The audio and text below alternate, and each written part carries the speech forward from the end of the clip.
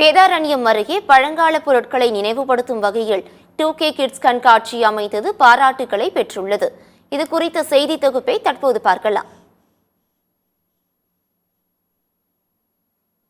மாற்றத்துக்கு ஏற்ப இன்றைய காலத்தில் புதிய நவீன வசதிகள் உருவாகியிருந்தாலும் அவை அனைத்தும் குழந்தைகள், இளைஞர்கள் என அனைத்து தரப்புகளையும் சோம்பேறிகளாக மாற்றி வருகிறது. இப்படி இருக்க நாகை மாவட்டம் வேதாரண்யம் பகுதியைச் சேர்ந்த இளைஞர்கள் வித்தியாசமாக சிந்தித்து பழங்கால தமிழர்கள் பயன்படுத்திய 1000க்கும் மேற்பட்ட பொருட்களை காட்சிப்படுத்தியுள்ளனர்.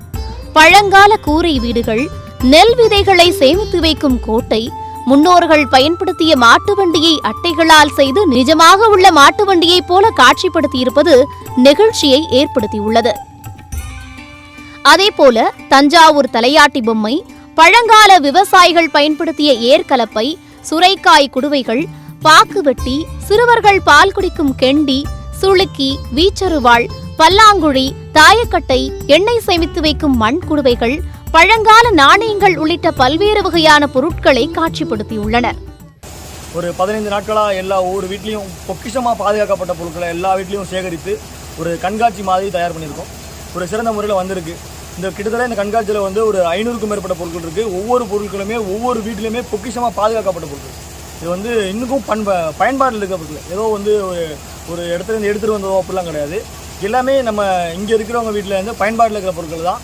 பனை ஓலையில் இருக்கிற மாட்டுக்கு அலங்கரிக்கிற அந்த மொட்டு வகையானது, வீட்டுக்கு பயன்படுத்துகிற தோரணம், பனை ஓலை பெட்டி, குறிப்பாக இன்னும் சொல்ல போனாக்க அந்த காலத்தில் பத்திரங்களை பாதுகாக்கிறதுக்கு பெருசாக பொட்டிகள் எதுவும் கிடையாது. அப்போ அதையே பனை ஓலையெல்லாம் பயன்படுத்தியிருந்தாங்க. அந்த பத்திர பெட்டி, அது மாதிரி ஒவ்வொரு பொருட்களும் சொல்லிக்கிட்டே போகிற அளவுக்கு தான் நாங்கள் சேகரிச்சிருக்கோம்.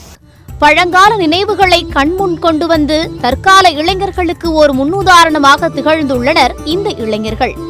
இந்த நிகழ்ச்சியில் 1000க்கும் மேற்பட்ட ஆண், பெண் இளைஞர்கள் கலந்து கொண்டனர். பண்டைய கால பொருட்களை நவீன காலத்தில் பொதுமக்களின் பார்வைக்கு வைத்து காட்சி நடத்தி தமிழர்களின் சிறப்பை எடுத்துரைத்த இளைஞர்களுக்கு பொதுமக்கள் தங்களுடைய பாராட்டுகளை தெரிவித்தனர். சத்தியம் செய்திகளுக்காக நாகப்பட்டினம் மாவட்ட செய்தியாளர் சீனிவாசனுடன் செய்திக்குழு.